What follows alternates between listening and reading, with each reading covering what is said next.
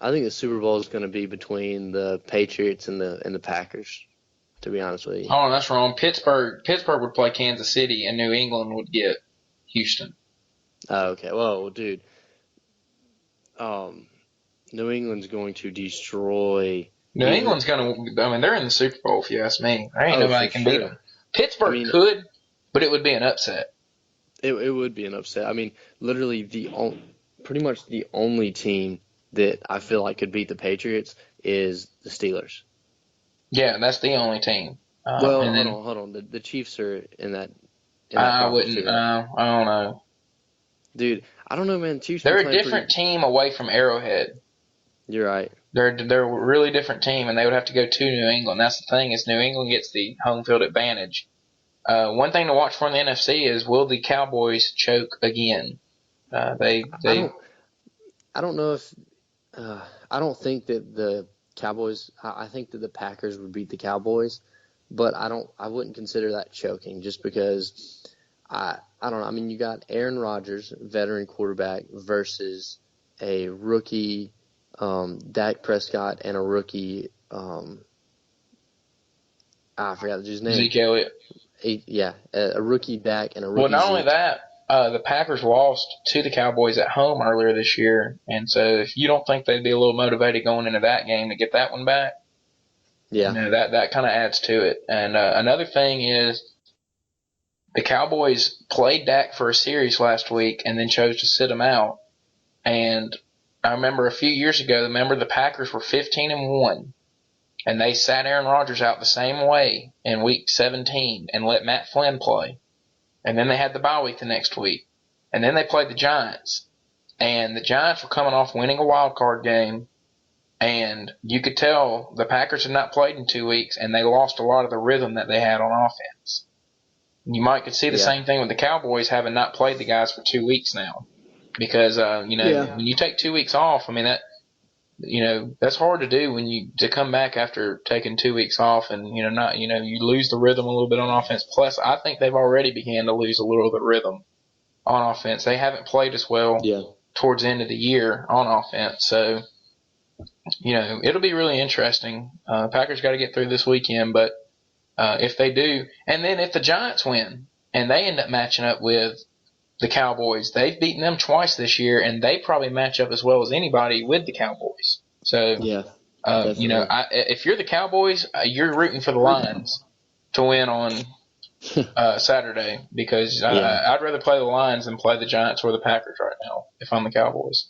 the weakest links in that conference, and probably would be their best matchup, or the best for the Cowboys to match up with, because I think that the Packers got it out for them, and I think the Giants really want to play them as well. The Giants have proved, like you said, twice before that they can beat them.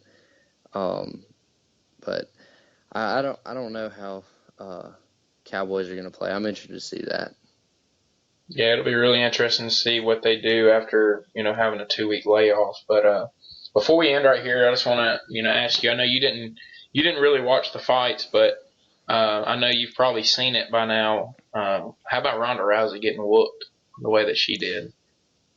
Yeah, I mean, you pretty much called it last week, and you told me right before it was going to happen that you thought she was going to get knocked out in under 2 minutes, and she did. My dad watched the fight. He said it looked like she was really, really kind of timid, like not all the way there when she was walking in the ring. What'd you think? No, I wouldn't agree with that. I think that she went in there, with a plan. But like I told you last week, everybody has a plan until they get punched in the mouth. And Yeah, Nunes hits really hard.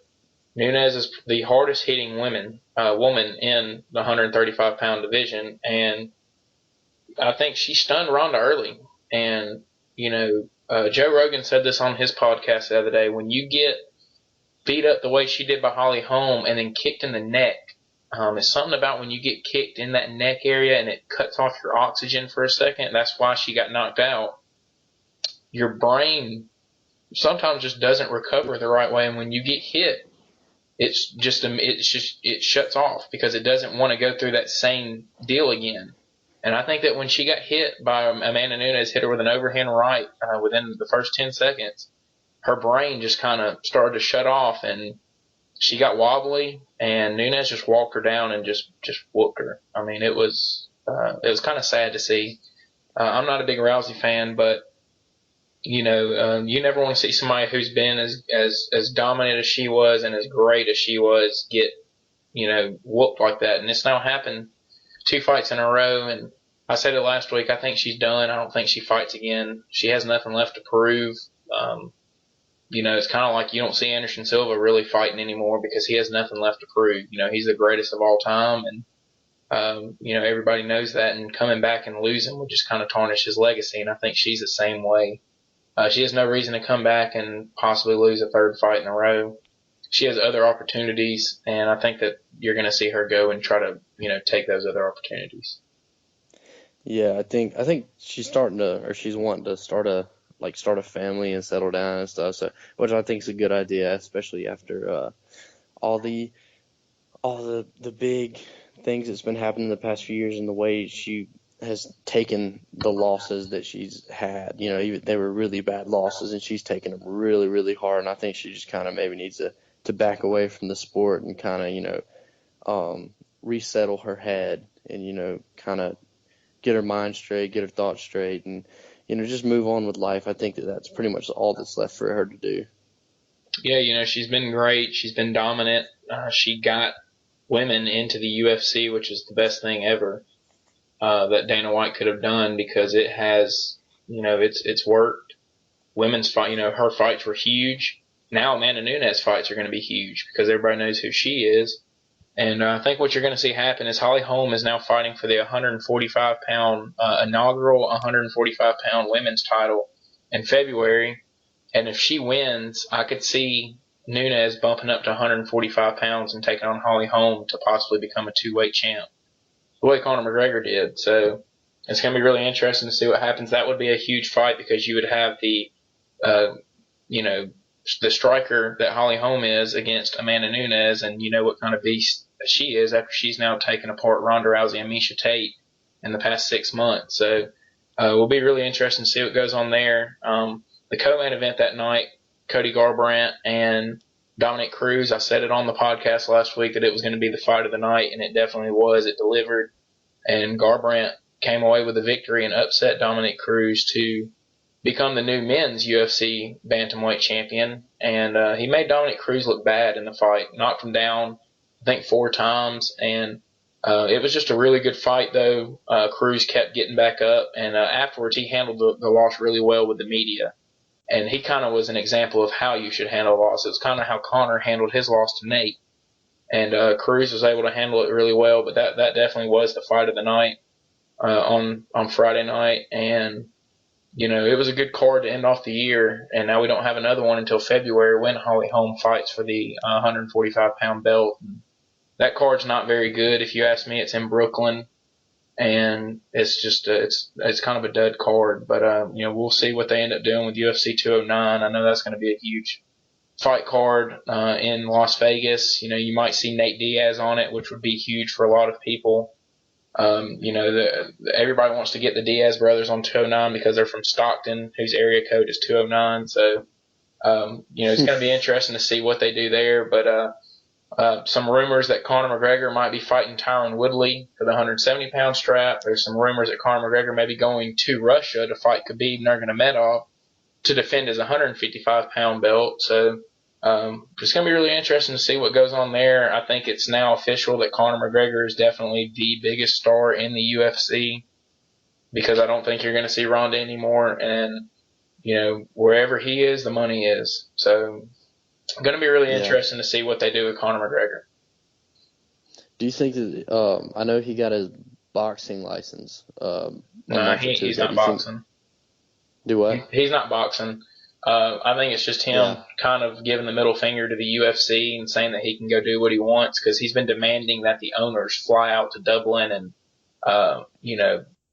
basically beg him to fight and all this stuff. And I think it's just him kind of taking a shot at the UFC, saying that he can go do other things. He doesn't need the UFC, but I don't think he'll box. Now, Nate Diaz did get his boxing license as well, and he said in an interview that he was serious about it. He said, I want to box. He said he's not even that invested into the UFC fighting anymore. He would like to be a boxer instead. And I think the only fight you're going to see Nate fight is the Conor McGregor fight. I think he'll turn down all other fights. And I think this year in 2017, you will see Nate Diaz and Conor McGregor 3 for the 155-pound belt at some point. Man, that'd be sweet.